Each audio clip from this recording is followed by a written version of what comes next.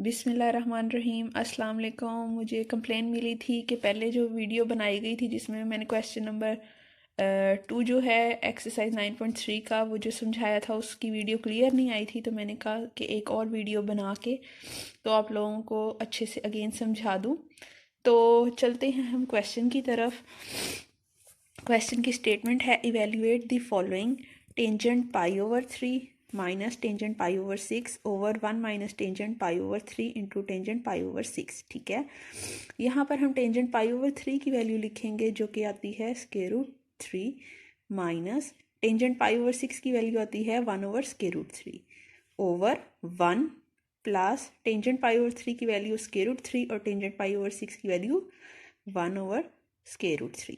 ठीक है, ये स्क्वायर रूट 3 इस स्क्वायर रूट 3 के साथ कैंसिल हो गया क्योंकि ये सिंपल है और ये रेसिप्रोकल में है। ठीक है, ये ऊपर वाली चीज़ का हमने एलसीएम ले लिया है। Square root 3 multiply by square root 3 बन गया 3 माइनस 1 ओवर स्क्वायर रूट 3। ठीक है, आगे 1 प्लस के बाद ये चीज़ सिंप्लीफाई होके 1 रह गई। ठीक है, तो ये बन गया 3 minus 1 is equal to 2 over square root 3 over 1 plus 1 is equal to 2।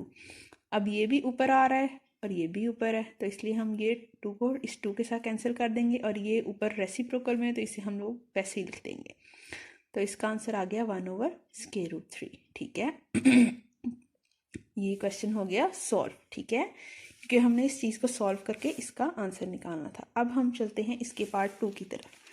उसकी स्टेटमेंट है 1 minus tangent square pi over 3 over 1 plus tangent square pi over 3। ठीक है, यही चीज़ माइनस में है और यही चीज़ प्लस में है। ठीक है, अब हम यहाँ पर 1 माइनस लिख के टेंजेंट पाई ओवर 3 का आंसर आता है स्क्वायर रूट 3। इसका स्क्वायर है तो स्क्वायर ले लिया ओवर 1 प्लस स्क्वायर रूट 3 का स्क्वायर, यानी कि पाई ओवर 3 की वैल्यू आती है स्क्वायर रूट 3 और उसका स्क्वायर ले लिया। ठीक है, आगे जो ये स्क्वायर रूट है ये स्क्वायर से कैंसिल हो गया, ये स्क्वायर जो है स्क्वायर रूट से कैंसिल हो गया, तो ये यहाँ पर आ गया 1 माइनस 3 और ये आ गया 1 प्लस 3। 1 माइनस 3 ओवर 1 प्लस 3, तो 1 माइनस 3 होता है -2, 1 प्लस 3 होता है 4, ये इसके साथ कैंसिल हो गया, यहाँ पर बच गया 2। ठीक है, तो आंसर आ गया -1 ओवर 2। अब हम चलते हैं क्वेश्चन नंबर 4 की तरफ। क्वेश्चन नंबर 4 की स्टेटमेंट है find X if tangent square 45 degree minus cos square 60 degree is equal to X sine 45 degree cos 45 degree and tangent 60 degree. Okay, तो अब हम इसके सोल्यूशन की तरफ चलते हैं। ठीक है, टेंजेंट 45 हमारे पास होता है 1, उसका स्क्वायर ले लिया है क्योंकि यहाँ पे स्क्वायर है, माइनस कॉस स्क्वायर कॉस 60 की वैल्यू आती है 1 ओवर 2। ठीक है, तो उसका हमने स्क्वायर ले लिया इज इक्वल टू एक्स की वैल्यू ऐसी आ गई है। साइन 45 आता है 1 ओवर स्क्वायर रूट 2, कॉस 45 आता है again 1 over square root 2, tangent 60 आता है स्क्वायर रूट 3। ठीक है, यहाँ पर हमने इसे सॉल्व किया, ये 1 स्क्वायर 1 होता है, ये 1 ओवर 2 का जो स्क्वायर होता है वो आता है 1 ओवर 4। ठीक है, इज इक्वल टू एक्स आ गया, 1 ओवर स्क्वायर रूट 2 को 1 ओवर स्क्वायर रूट 2 से मल्टीप्लाई किया तो ये बन गया 1 ओवर 2। ठीक है, और ये स्क्वायर रूट 3 वैसे ही आ गया। ठीक है, अब यहाँ पर हमने इस चीज़ को सॉल्व करके लिख लिया है, इस चीज़ का एलसीएम लिया है तो वो बन गया 4 माइनस 1 ओवर 4 यानी कि 3 ओवर 4। ठीक है, ये बन गया 4 माइनस 1 ओवर 4 यानी कि 3 ओवर 4। ओके, और ये बन गया स्क्वायर रूट 3 ओवर 2।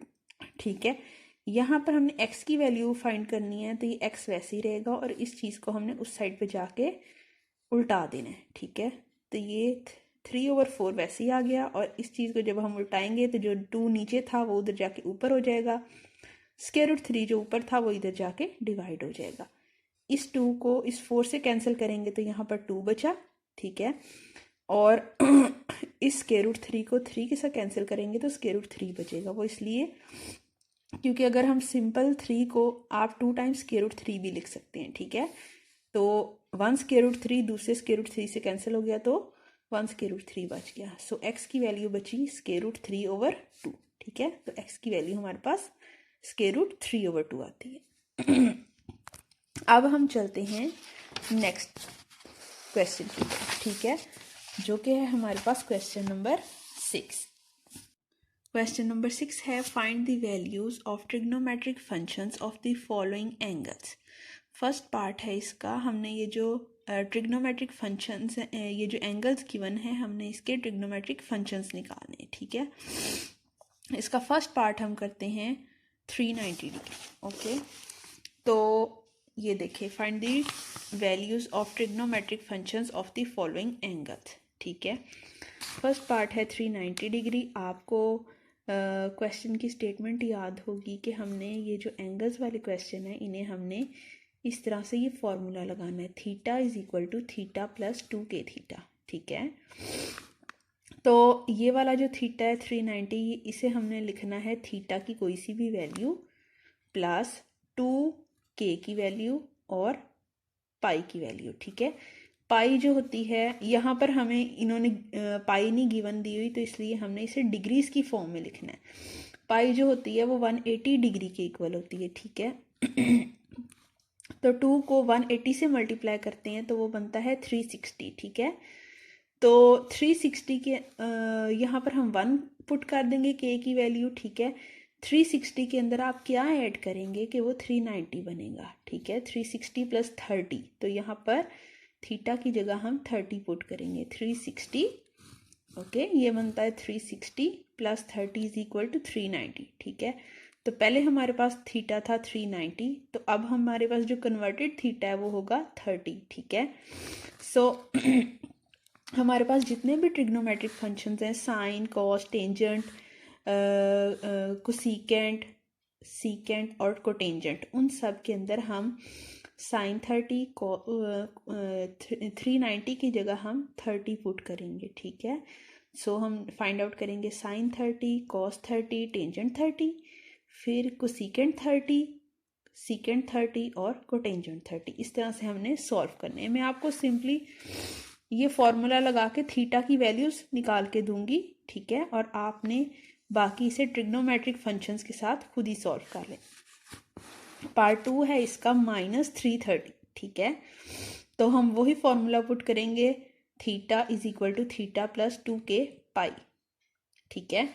तो अगेन ये डिग्रीज की फॉर्म में है क्वेश्चन, तो इसलिए हमने इसे थीटा की वैल्यू पुट करेंगे प्लस 2 और पाई की जगह हम 180 पुट कर लेंगे, ठीक है।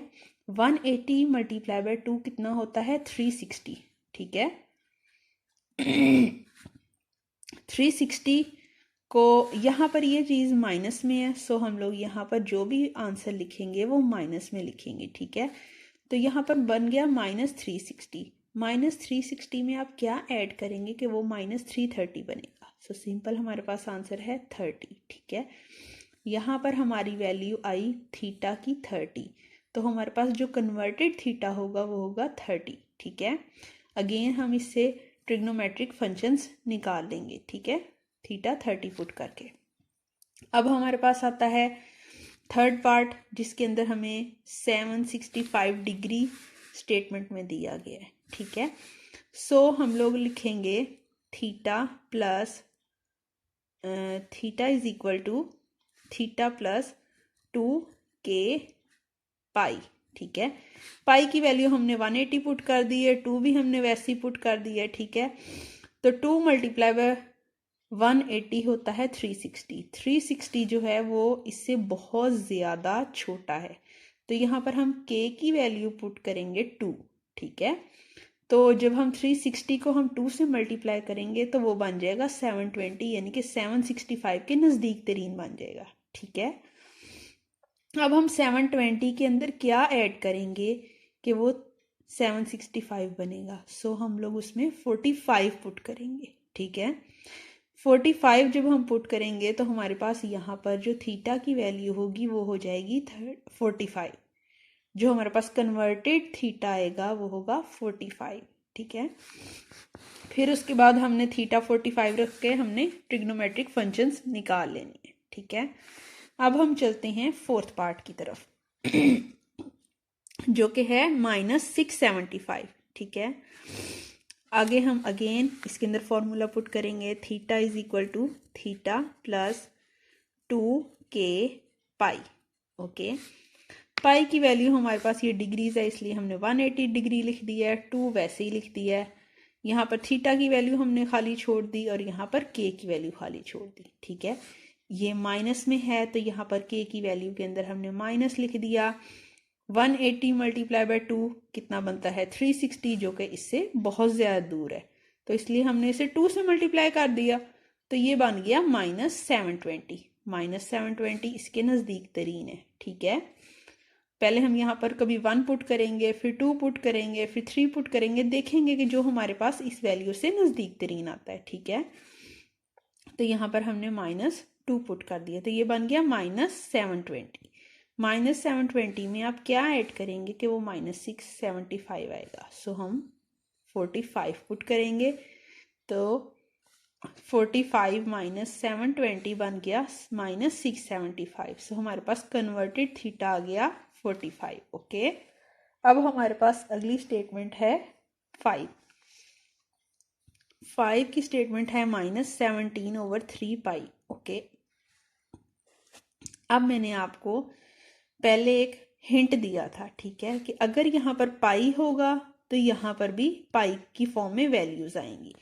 अगर यहाँ पर पाई ओवर 2 आएगा तो यहाँ पर भी पाई ओवर 2 आएगा। इसी तरह अब यहाँ पर पाई ओवर 3 है। ठीक है, तो यहाँ पर जो भी हम वैल्यू लिखेंगे वो पाई ओवर 3 की फॉर्म में लिखेंगे। ठीक है, थीटा प्लस 2 के की वैल्यू और पाई। ठीक है, इस तरह से हमने ये स्टेटमेंट लिख दी। ठीक है, इसमें कुछ भी हमने ऐड वगैरह करना है तो वो हम बाद में ऐड कर लेंगे। ठीक है, अब यहाँ पर माइनस भी है, हमारे पास जो के की वैल्यू आएगी उसके अंदर हमने माइनस लिख देना है। ठीक है, अब हम इसे एलसीएम लेने की फॉर्म में करेंगे। 3 2 बनता है 6। ठीक है, 6 को हम किस चीज़ के साथ मल्टीप्लाई करेंगे कि वो 17 के नज़दीक तरीन बन जाएगी।